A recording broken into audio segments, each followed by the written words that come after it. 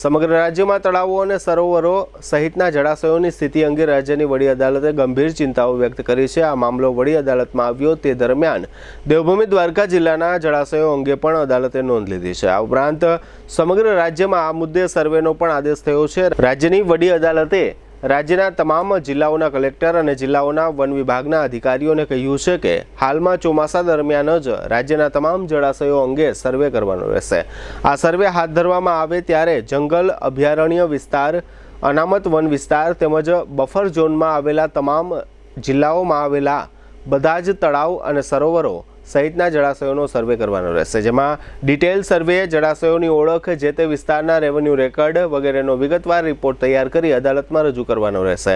વડી અદાલતની ખંડપીઠે રાજ્યના જળાશયોના પુરાણ અને તેના અસ્તિત્વને ખતમ કરવાની અનઅધિકૃત પ્રવૃત્તિઓ પરત્વે ભારોભાર નારાજગી વ્યક્ત કરી હતી અને આવા જળાશયોને તેના મૂળ સ્વરૂપે જાળવી રાખવા અને તેનું જતન કરવાની હિમાયત કરી હતી।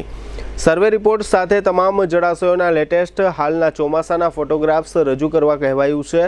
દેવભૂમિ દ્વારકા જિલ્લામાં જળાશયોમાં ગેરકાયદેસર રીતે પુરાણ થયાના મામલે અદાલતની અવમાનનાની જે નોટિસ આપવામાં આવેલી તે બાબત ખંડપીઠના ધ્યાન પર આવતા અદાલતે આ બાબતની ખૂબ જ ગંભીર નોંધ લીધી અને જળાશયોમાં આ પ્રકારના પુરાણને લીધે ઇકોસિસ્ટમ પર પણ ગંભીર અને વિપરીત અસરો થઈ હોવાની માર્મિક ટકોર કરી હતી અને કહ્યું હતું કે આ પ્રકારના હીન પ્રયાસોને કારણે જ શહેરી અને ગ્રામ્ય વિસ્તારોમાં જલભરાવ થતો હોય છે। વડી અદાલતે આ હુકમની નકલો સર્વે સંબંધિતોને પહોંચતી કરવા કહ્યું છે। અદાલતે આ હુકમમાં એવી પણ સ્પષ્ટતાઓ કરી છે કે જે તે જિલ્લાના શહેરી વિસ્તાર અને અર્બન ડેવલપમેન્ટ ઓથોરિટીના વિસ્તારોમાં આવતા તમામ જળાશયોની હાલની સ્થિતિ અંગે અલગથી રિપોર્ટ દાખલ કરવાના રહેશે।